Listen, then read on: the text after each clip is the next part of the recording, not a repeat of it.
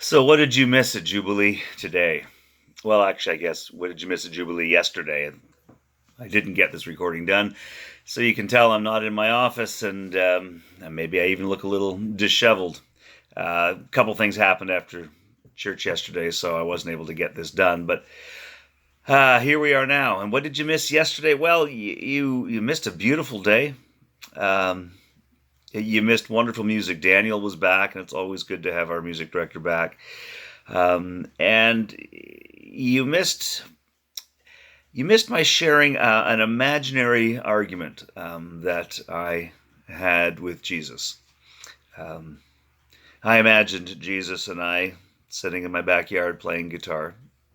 I have an imagination, and as we played, we talked about doing the right thing and priorities, and he told me the story of the bent over woman, the woman that he healed on the Sabbath. Except that in my imagination, Jesus told it with much more detail. A woman bent over by the weight of the world. Um, and we wondered about what it is that weighs us down and what it is that causes that woman to be bent over, or what it is that we might need to be healed from. And we just reveled in that story for a little while, imagined in that story, just fleshed that story out a little bit. But when the story was done, and I think that there was enough right there, I needed to continue my discussion with Jesus because I really wished that he hadn't done it on the Sabbath. And so we talked about that. Jesus and me, the congregation and I, we imagined that conversation a little further. And I made my plea for Sabbath time, not as a day set aside where I praise God or stop doing everything and simply pay attention to God, but in fact a time when everything stops so that I can breathe and think and be, wonder. It's said that the Sabbath is a gift to us. The Ten Commandments are a gift from God. The Sabbath is God's gift to us. Jesus says that we were not made for the Sabbath was made for us. And so it seems such a shame to let go of such a gift, or to fail to open such a gift.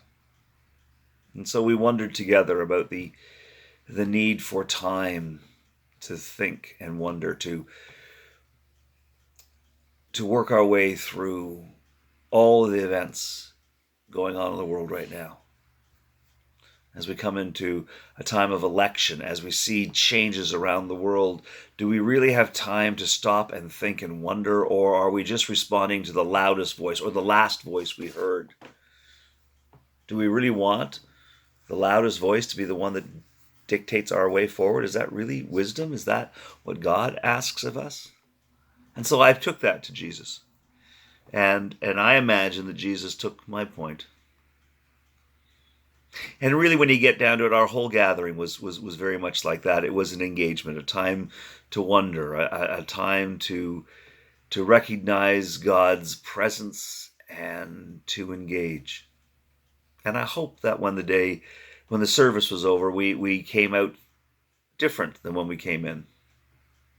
Just as I hope when the day was over, I felt different than I did when I woke up in the morning. And I know this morning, as I wake up the next day, I am really grateful for the time we spent yesterday. And I'm sorry that you weren't with us, but hopefully we will see you soon. And until we do, I invite you to imagine conversations with Jesus, to wonder about God's presence, and to find the wisdom that is all around if we just take the time to stop, breathe, feel, and be. Until we see you, God bless.